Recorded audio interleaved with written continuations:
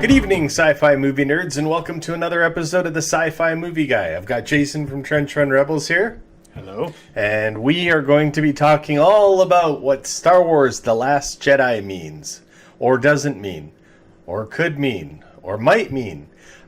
We got the spoilers alert up there just because we're going to be talking about lots of different movies in Star Wars, lots of different Clone Wars episodes, like everything to do with Star Wars. So basically, if you don't want to be spoiled about all 7 movies, probably 4 or 5 episodes of the Clone Wars, you shouldn't be watching, but this is, hopefully you've seen all this stuff, and that's why you clicked on this video. So, what does The Last Jedi mean? We're going to start there. The Last Jedi.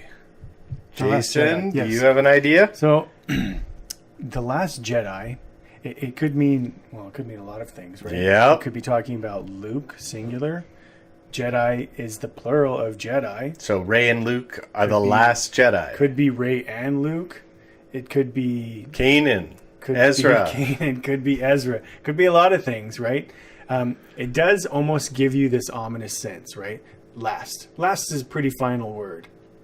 Although I did see somewhere online where if you start to put the movie titles together, The Force Awakens, The Last Jedi, from a nap or from a resting place, whatever.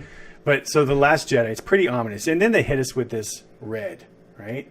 Red being a very ominous color, specifically in Star Wars. Yep. Now, I had originally thought, I guess my first instinct when I saw that, if you go back into the Clone Wars, the only time that we saw the Clone Wars title pop up in red was during some Darth Maul episodes. I think there was 2 episodes of Darth Maul where that came up in red. I think there was 4 in total. 4 in total, okay. 2 in the end of that one season with the son of Dathomir. Right. And then there was 2 later on when he came back. I think it was 4 in total. Okay. But it was always Maul. It was always Maul, always an ominous, dark thing going on. And then, of course, we get it in Revenge of the Sith, where the entire movie is dark and ominous, and it's the downfall of the Jedi and obviously the rise and the revenge of the Sith. So we're getting it in a couple of really dark places. I had said something about this on my Instagram feed, and of course people piped up, well, what about Return of the Jedi? And yeah, it does come up in Return of the Jedi in some of the promotional material. Yeah. If you go looking, search Return of the Jedi poster, you'll see it in white and it's blue. in white, blue. I looked back in the Star Wars Atlas with all those pictures. Right. And it talks about the theory of Star Wars and Return of the Jedi. They actually had so many different posters. Mm-hmm. But some of them were red. Yep. And that's what we're talking about is, does Star Wars in red mean anything? Doesn't mean anything. And I guess in Return of the Jedi, it's not as dark and ominous. Obviously the Jedi return, and we destroy the Emperor, and we save the galaxy, and Luke gets his dad back, and everything's happy, and yay. So that kind of shoots my theory about possibly having a dark, ominous tie to it. Now, talking about The Last Jedi, before I get into my big theory about the red lettering. Right. I think The Last Jedi is just referring to Luke. Right now, he is the Last Jedi, as far as we know. Right, and it did say in the crawler for The Force Awakens, it talks about them searching for Luke Skywalker, the Last Jedi. Yes. It did say those 3 words in the trailer for Force Awakens. So now, will he be the last Jedi ever? We don't know. Right. He could train Rey, and then Rey becomes a Jedi. He could train Leia, although Leia in Bloodlines said she's given up on the Jedi because she wants to focus on the government and healing things, and then that gets blown away when everybody finds out Darth Vader was her father, and she gets exiled. Spoiler alert again, because of or maybe Luke Bloodlines. and Rey dies. Yeah. And then the Last Jedi, Leia, is forced to become a Jedi. And that gets into a whole nother thing about Leia. Is she going to be recast? Because we know she's not going to be CGI. Right. So Lucasfilm has said she will not be a CGI character in Episode 9. Well, I think, in fairness to Carrie Fisher, if they're not going to use her in CGI, are they just going to kill her off in the movies? See, I have no problem if they recast it. It worked for Dumbledore in Harry Potter. Like, they recast him. As a fan, I've said before, as long as it lends itself to the story. So if they had episode 8 finish with Leia still alive, and they had a huge role for Leia in episode 9, and that story has to be all rewritten to take her out of it, and they have to do an off-camera death of Princess Leia, I don't know if I'm for that. I don't think I'd have a problem with a recasting, because I want whatever makes the movie the greatest and whatever makes the story the greatest. That's just my opinion. Well, they could go two ways with that then. They could recast for a small, almost cameo, just so we can see her screen death. Yeah. Or they could recast and do a la Luke Skywalker in Empire Strikes Back with the Wampa attack. Absolutely. That happened because he got in a horrible motorcycle accident between the first and second movies, and they had to kind of account for the change of his facial look. So they mauled him with a Wampa. So get something like that too. I think The Last Jedi is just referring to Luke. He's the Last Jedi, and this movie is going to be hugely Luke Skywalker focused. That's all I think The Last Jedi means. I could be wrong. We'll find out in December. I think December 15th. But I really want to focus on the red lettering. So I'm not going to talk about the Clone Wars red lettering because it's not a movie. I'm just going to talk about the movies. So we had Return of the Jedi red lettering. Right. And what we had was the death of Darth Vader and the rebirth of Anakin Skywalker. Then, and I'm doing them in time that these movies were released. Then we have Revenge of the Sith. Right. We had the death of Anakin Skywalker and the birth of Darth Vader. So every time there's been red lettering in the movies, it's had something to do with Darth Vader. Big moments in Darth Vader. Because I truly believe Return of the Jedi, even though it's about the Jedi, Return of the Jedi meant the return of Anakin Skywalker. In my theory, that's how I see the name Return of the Jedi.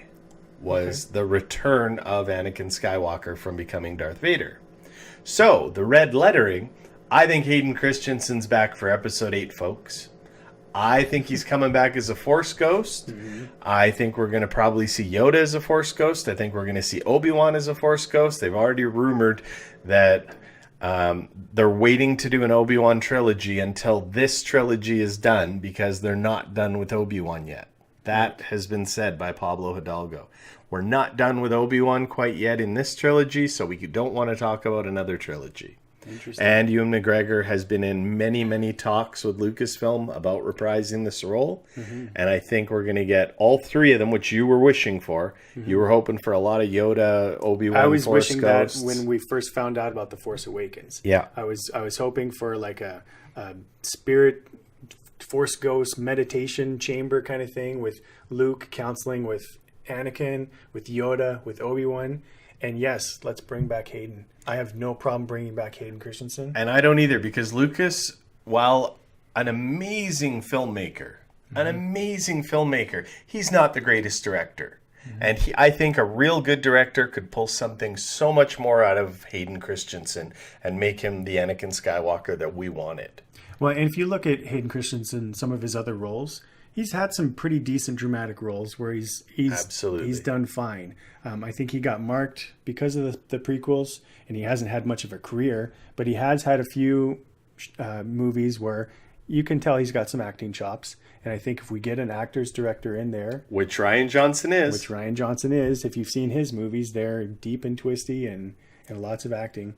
So I think that we could pull something out of him. And it doesn't have to be major because it won't about a be short scene, right? But my theory is, and this is again, I was right about Rogue One, everybody died. So oh, poor Ahsoka. Sorry. Oh, right, when everybody died, she fell. Is that saying something about Rebels? Is she not coming back like I thought she was? So I think that we're going to have Luke not wanting to train Rey at the beginning of the movie. I think he's going to resist training her. He's going to say, go away. I came here to meditate. I'm the last of the Jedi. I don't care that you're here. Keep that lightsaber. I don't want it. I don't want anything to do with it. And he's going to be approached by the like Ebenezer Scrooge, the three ghosts. Right. Ghost of Christmas Past, Christmas Present, Christmas Future. Only it's going to be Yoda, Obi-Wan, and Anakin. And I think they're all going to have different arguments of why Rey is needed and why he needs to train her. And I think Anakin is going to be the final focal point that gets Luke to train. Just my opinion. That's my theory. I don't know what you think. Tell me what you think of that theory. I like that theory. I really do like that theory. Especially talking about how I had kind of wished for that from the very beginning. I had hoped that we got some sort of Jedi counseling. Obviously, Luke wasn't really in the first one much, so that kind of shot everything out of the water there. Notice the spoiler alert, because I'm going to talk about something I saw online for the new movie. There's a screenshot or a set shot. It's on the island. We're on the island with Luke and Rey, and we see a big, crazy-looking tree. And they talked about that, the Force tree. The Force tree. So if there's a Force tree, we know in Empire Strikes Back, when Luke goes into the Force cave, then he has his vision of himself being his father, that whole weird thing. So we're going to get some big Force things going on. There's a Force tree, which is, what did Qui-Gon call it? A vergence in the Force. Yep. So obviously there's going to be some sort of vergence here. So along with Hayden, Anakin, Obi-Wan, Yoda, we may get some Liam Neeson, at least some voiceover. It's possible. He did show up in the Clone Wars as those kind of twinkly stars. So we could be getting a lot of Force stuff in this movie, and I am down for that. And I am too. I really hope we get a lot of the back in the Force and Luke talking to different Force ghosts. Now, all you are saying out there, well, why would he come back as Hayden Christensen and not, what was the old Sebastian Shaw? So why, and I will tell you, anything that's canon, which is George Lucas's re-released Star Wars, it's Anakin. That Sebastian Shaw never happened in this universe of canon. It did not happen. I know. That's canon. So, now, you say, why, when Obi-Wan died, did he come back looking like, what's the actor's name? Alec Guinness. Alec Guinness. Yeah. Yoda died, he looked like Yoda. Well, I mean, Yoda's a puppet, Yoda's CGI, doesn't matter. Why would Anakin not come back looking like his old self instead of his young self? Well, when Qui-Gon first was figuring out how to come back from the Force and how to become a Force ghost, he didn't have everything together in the Clone Wars. They showed that he was little stars, he wasn't quite showing his figure yet. But doesn't it lend itself that you're going to come back and show the self that you wanted to be all along? So Obi-Wan had no problem with the way he looked because he was a good guy all his life. Yoda had no problem with the way he looked. Maybe Anakin doesn't want to look like that old guy. He wants to look like his young self before he turned to the dark side. That's my theory. And that's why Anakin and Hayden Christensen would be perfect to come back and be that person. Now, I could go off on a huge tangent of why I think Sebastian Shaw is the person that should be at the end of Return of the Jedi. But I'm going to set that aside for right now. Because obviously Sebastian Shaw isn't around any longer. And we do have Hayden Christensen. And like you just said, Hayden is canon at the end of Return of the Jedi. So I absolutely don't have a problem with him coming back. And I hope that he does come back. I think it would be fantastic. So why don't you tell us in the comment section what you think? Why is Star Wars in red? What does The Last Jedi mean? I would really be interested, and Ahsoka really doesn't want to stand up, so I'll just leave her. Oh, actually, I wanted to say one more thing about The Last Jedi. Please. Just a little, if we backtrack that just a little bit, at the end of Return of the Jedi, you said that you thought that Anakin coming back was The Last Jedi. Right. Okay. Return of the Jedi, because he returned. That's the Return of the Jedi. And some people might say, well, it's Luke returning as a Jedi because he said, I'm a Jedi like my father before me, blah, blah, blah.